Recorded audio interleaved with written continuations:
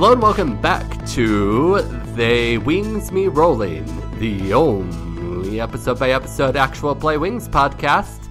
I have with me today several of the members of the podcast They See Me Rolling.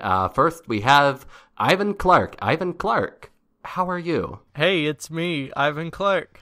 And I also have with me Jody Doyle. Jody, how are you? G'day, I'm Jody Doyle. I'm good. Tops, bonza, mate. Get a sanger up ya. All right, excellent. I don't even think that's a saying. I just made it up. Is that good or bad? It's good. Depends on what you're into, I guess. Depends how much you like singers. Straya. And we also have with us Trevor Gibson. Trevor Gibson, how are you? Oh, I'm just delightful, delighted to be here, daring, dashing. A lot of D's. You got the D. A lot of other... loves the D. A lot of dangerous alliteration. Unresponsible amounts of alliteration going on here. Long-term listeners to They See Me Rolling may be a little confused about what's happening right now, but let me explain. Stan is not here, and I didn't even say... Stan is dead. Long live the new Stan. As Nietzsche said, Stan is dead and we have killed him. I am Michael M. Rader, the host of the beloved podcast Wheeeeeengs! And since Stan was having what I presume are terrible poop problems, I offered to fill in for him this week. Poop problems. Oh, this is a new segment called Poop Problems. Ivan, take it away. Don't know what to do. It's not a very long segment. Yeah, that's the whole thing. Yeah, I don't know why Stan or why he let me. Actually, you know what? I don't think Stan ever did bless this. I think I just steamrolled my way into this. But the young Pope Nice. did bless it, though, because... The young Pope blessed it, yeah. Because he fucks. Because part of what makes him so radical and young is that he is way into D&D. And the young poop absolutely loves this podcast. No, we're not going back to this. This is a great podcast. No, it's not. It's terrible. It's now the best podcast because it combines the two best podcasts, They See Me Rolling and Wheeeeeengs. So, since I so kindly stepped in for Stan, I decided that what we should do is talk about the Wings RPG that was released in 1993 by Wizards of the Coast. To really, kind of get that intersection between huge fans of the hit NBC sitcom Wings and Dungeons and Dragons players. And I thought the best way to, really introduce this was to get my favorite actual play podcasters on the show, or on a show, since this is a show that seems to straddle between two shows, and, go through a quick campaign. So I'm going to be the DM. And first, I'd like to go around and, talk to everybody about what characters they chose from the official Wings RPG Player's Handbook. And I'm going to start with Ivan. I'm playing General Arthur North. Oliver North, yes. Oliver North, from the hit video game Contra, who also appeared in several episodes of Wings. Yeah, General Stormin Northman, I believe they called him. He made the South Scream, I believe. Yes. And what class is that? He is a luggage handler. Okay. General Oliver North, luggage handler. And actually, I'm not going to ask about race because that will just lead down a troubling tangent. Well, we'll just presume everybody's human. Or are they?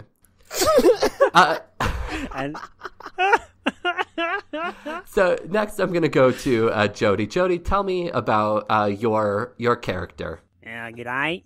I'm playing Davo. I'm an Australian tourist in America. I got a little lost. I don't know quite where I am, really. That is a flawless Australian accent, I gotta say.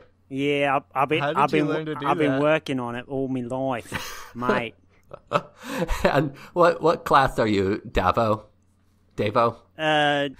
Tourist class. I'm sorry, was that Davo or Davo? Davo, come on, Davo. mate. Don't know Jesus. traditional Australian names. Okay, so Davo is a tourist class? Yeah, tourist. Okay, all right. -2 to AC. Okay, -2. Okay, Whatever and that means. I'm sorry, are you a mountain tourist or a hill tourist? Definitely a mountain tourist. Mountain tourist. Well, Okay. they're a little stockier, a little rounder in the belly section. Right. Instead of having a six-pack, I've got a keg on the front, mate. Okay, and then finally we have Trevor Gibson. What is your character? Tell me a bit about your character. Well, I am playing Flannery Lemon Butter. Flannery Lemon Butter. Flannery Lemon Butter. Based heavily on the... I don't know if you caught this, but based heavily on the author, Flannery O'Connor. If you want any insight into her personality. A frequent writer for Wings, Yeah, that is true. who the character was based on. And there were many frightening children and serial killers in those episodes. Okay, so let's just jump into it then. You didn't ask me what my class was. Oh, yes, I'm sorry. What class were you, Flannery Lemon Butter? Oh, well, Flannery Lemon Butter, she is, I'm multi-classing as a stewardess / warlock. Excellent, excellent. So you get extra spell slots and you get free drinks. Yep. As long as you deliver the one meal per flight on time. I can deliver free drinks once per day, but after I can only do it again after I finish a long rest. Hey, what is your alignment since you're a warlock? Chaotic neutral. I have made a pack boon with the great old one, a mysterious being that exists outside of space and time. Jerry Seinfeld? Yes. Now that we've got all that settled, let's just jump into this quick campaign because it can't be too long of a campaign. Don't want to run too long. So we're just going to do this short one that kind of came with the basic intro pack of the Wings RPG. When you were a kid and your friend got the beginner's pack and ran you through a campaign, like this is the campaign that everyone went through. Like, I mean, you all remember this, right? Oh, absolutely. Yeah, this was the first RPG that I ever played. It brought me into puberty. Literally. I'm just going to jump right in here and read the introduction that came with the original manual. I mean, this is going to bring back so many memories for fans of the RPG. But, for anybody who hasn't played the Wings RPG, let's just read this intro here. Hello and well met, traveler. You are about to enter a world of aviation and giggles. Now, what you find here may amuse you, but beware. There are many, many dangers, but many laughs along your path. So, prepare yourselves and enter into the world of Wings. Ugh, gives you chills, doesn't it? That's great. It really puts you in exactly the right mood for Wings. Exactly. It's just like the real intro of the show. I can virtually hear the laughter track in my head as you read that. I'll be there for you. Joey! No one ever told you that life would be this way. So, travelers, you find yourselves... Whatever happened to predictability? You find yourselves in an airport in the land of Nantucket, Massachusetts. The weather is sunny and the air is clear. You enter the airport and you see a lunch counter. And at that lunch counter, there is a woman with blonde hair and she is playing a cello.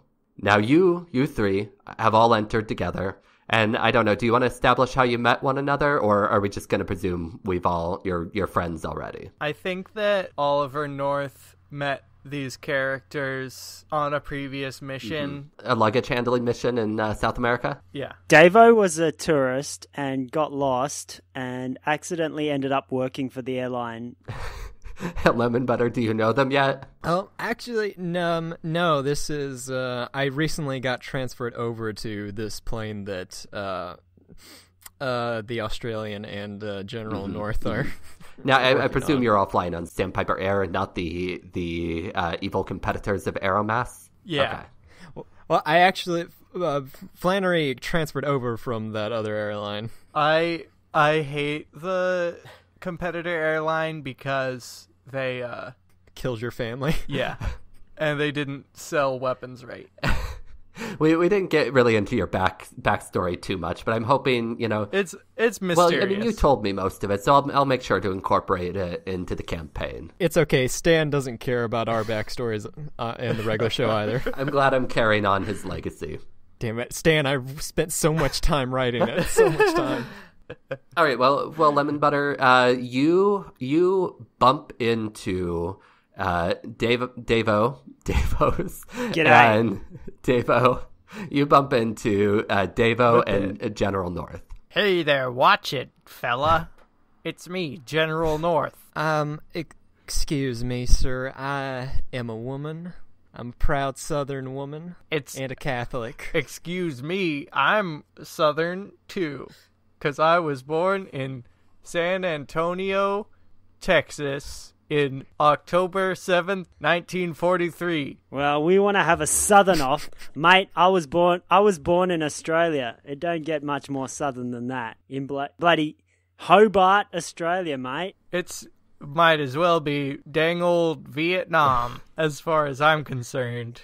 Well, I was born in Milledgeville, Georgia, in August 3rd, 1964. Glad everybody has their Wikipedia articles pulled up.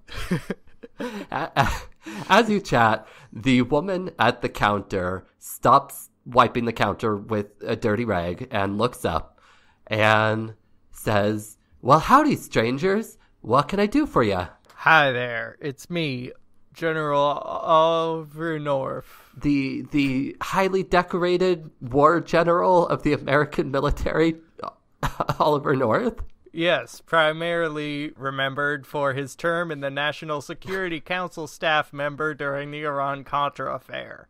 Oh, what a terrible moment in America's history that was. It was fine. What about these other two, the other two strangers? How are you two? I am fine, darling. Other than the constant weight of my own sins pressing down upon me and the horrors that I see around me every day brought on by the sin of man. Oh, goodness. Sounds like they need some grace. And what about you? They do need some grace. What about you, big, handsome Australian fella? I'm bloody great, mate. I'm trying to find my way back to Sydney. Is this the way? Yes. Oh, boy, I love your accent. Well, I don't have an accent, mate. You're the one with the accent. I don't know what you're talking about. It's bloody insane. You got me there. Now, do you all need me to get something for you, or do you just want to hear a cello solo from me, Helen? My name is Helen, and I run this lunch counter here at Tom Nevers Airfield. I'll have a beer if you got one. Do you know if there's a place where I can water my peacock? Oh, yeah, just around back there, around the corner, there's a bathroom. If that's what you meant, I don't really follow your innuendo. This character seems suspicious. Well, I forgot to say my animal companion is the peacock. Oh, okay. All right, that makes sense. You're familiar. Well, here's a beer. What did you say your name was? Davo? Yeah, mate. Oh shit! Is this Foster's? No. Yes, I got you a Foster's mini keg. I gotta tell you, we Australians don't bloody drink Foster's. We only send it overseas, and I tip the Foster's out on the floor. Oh boy. Okay. Well, I'm gonna need to call somebody in to clean that up. Lowell, and you hear from the back. There's a clanging and a banging, and a man stumbles out of the back room with a mop in his hand and a bucket on his foot, a tin bucket on his foot, and he's stumbling around like really, really hilariously. Is this the bit where we roll initiative? Yes, please. Well, has Lemongrass gone to the bathroom? I'd need to know how many people be in your party. Yes, Lemon Butter's still in the party. Lemon Butter. She's making her way there, but it is very difficult and slow moving for her because of her lupus. Mm-hmm. Okay, all right. That makes sense. Okay, so Lowell stumbles from the back, and he's grunting and growling. Who's this weirdo? And, he goes, "Oh, knock this beer on the floor." Devo. Did you just call me Devo? Who did this? Who made a mess? Devo, did you make this mess? It was me. I'll admit it. I'm sorry. A mess is making me so mad. It's so mad I could spit. Well, don't spit, because you'll just have to bloody clean that up, won't you? You got me there. He starts wiping up the beer on the floor, but he's really, mean mugging all of you. You've gotten off on a really, really bad foot with Lowell. I'm sorry to say. Not a very good job. Mr. Lowell? Yes. Tell me about this deep anger that seems to be festering inside of you. Do you feel that it comes from an innate evil that lurks within your soul that is impossible to comprehend? Lowell rears back and raises up the mop and says, "Talking about my anger makes me even angrier." And roll for initiative. Oh, I better. I'm rolling. Right. Oh, I rolled a 1. Oh, critical miss. I rolled a 12. 12, okay, all right. Nat 20. Nat 20, all right. And Lowell rolls for initiative, and he gets a 3. But because you are on dangerous terrain, since he was just mopping the floor and it's slippery, you will have disadvantage on on attacks and defense. Oh, yeah, that's terrible. That is terrible. But that's what happens when you make the mop man mad. Yep, just like in the show. Exactly. That's what Lowell always warned people: don't make the mop man mad. Like Fizz-a-Bike a box of chocolates. He goes, "Helen, start playing some music." And Helen starts playing on her cello. That will also give Lowell a +2 to all damage rolls. She's a bard. Yeah, she's a bard. So, all right. So, Lemon Butter, you get to go first. Okay, Lemon Butter coughs at the Lowell. I'm sorry. My lupus is acting up. Mine too. Oh, goodness. Davo, do you have lupus? My wife has lupus. I'm so glad right. She's not going to be listening to this. Oh, jeez, that's right. Oh, God, I'm so sorry. I forgot about that. Oh, God, I'm an asshole. I'm such an asshole. I thought, Let's take a moment to reflect on the fact that lupus is a terrible and debilitating autoimmune disease that really makes life miserable. That's right. It attacks every organ in your body. Every organ. It's a terrible disease, and in no way should not be made fun of.